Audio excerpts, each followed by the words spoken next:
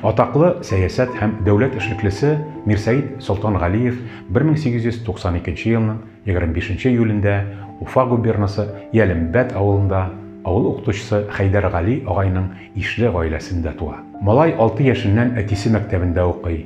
Татар һәм гарәп телләрен, тарих, география һәм математика фәннәрен тирәнтен, шулай ук Коръән һәм шариғат, фарсы һәм төрек телләре буенча белем ала.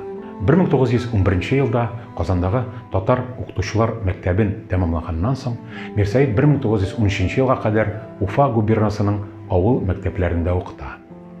1912 елда аның милли мәктәпне үстерү мәсьәләләренә караган тәүге мәкаләләре, шигырьләре, рус һәм чит ил язучылары әсәрләренең тәрҗемәләре Уфимский вестник, Тормыш, Мусульманская газета газетларында һәм Народный учитель журналында басыла.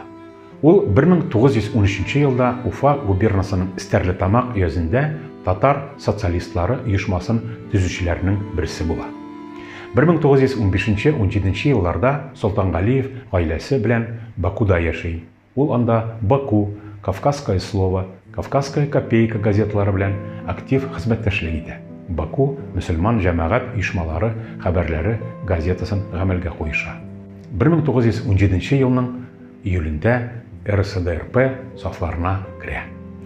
Мирсәет Солтангалиев Казанда 1917 елгы октябрь кораллы күтәрелешендә 1918 елның февраль-март айларында Булак арты республикасын тармар итүдә һәм мөселман милли демократик көчләре органнарын бетерүдә катнаша.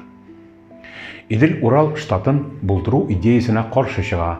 Аңа алмашка большевиклар алга сөргән Татар Башкорт Совет Республикасы нигезләмәсен яклый. Мөселман коммунистлар отряды составында Казан урамнарында Чехословак корпусы һәм Комуч халык армиясе гаскәрләренә каршы сугыша. Республика Реввоен Советы җитәкчесе Лев Троцкий аны РСФСР хәрби эшләр халык комиссариаты каршындагы үзәк мөселман хәрби коллегиясе рәисе итеп билгели.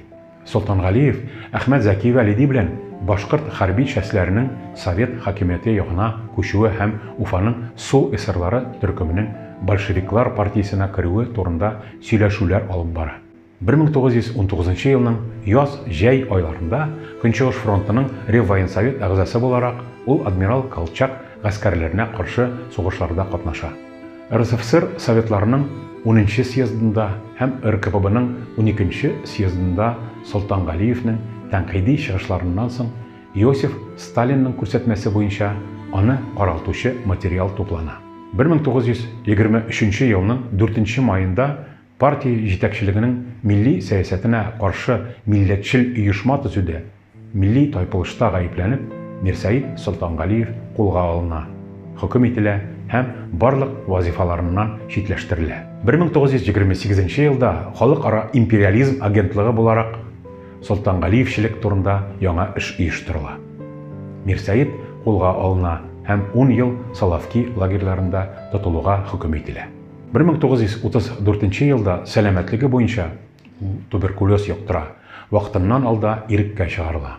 Ләкин 1937 елның мартында ул кабат кулга алына, рәхимсез җәзаларга дучар ителә һәм 1940 елның 28 январында атып үтерелә. Мирсәет Солтангалиев милли дәүләт төзелеше теоретикларының берсе.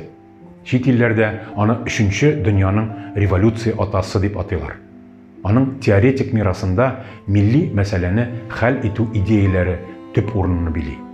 Ул социалистик идеология һәм мөселман җәмгыяте традицияләрен һәм бердәмлеген саклау идеяләре арасында уртак тел табарга тырышты.